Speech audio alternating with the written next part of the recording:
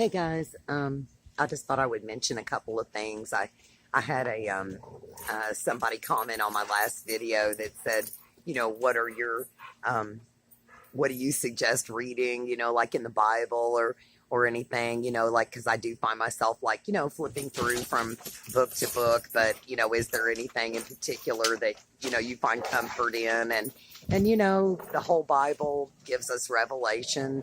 Um, I found myself studying before in what people consider the Torah, like in Genesis, Leviticus, and Numbers and Deuteronomy, and uh, and it's all beautiful. I mean, I think that what Moses wrote as God inspired is beautiful, and a lot of the beginning can tell us much of the end. And then those of us who like to study eschatology, obviously the book of Revelation, but also the book of Daniel, Jeremiah, Isaiah.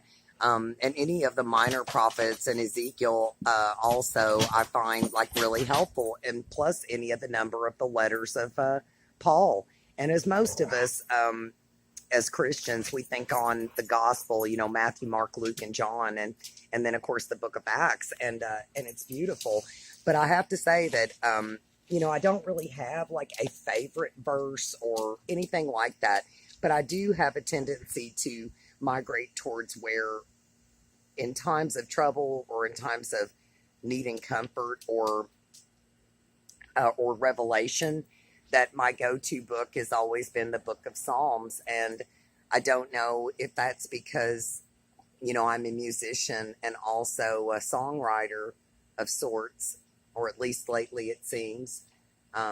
Even though I've played music all my life, I've just recently started writing psalms, just really in the last couple of years. And but I always find revelation there, and it speaks of God's goodness and His mercy and grace, and also how He works in the lives of His chosen people and how they love Him back. And so it's the lamentation of our heart, it's the cry of our heart, and also what does David say in the Psalms? Restore to me the joy of my salvation.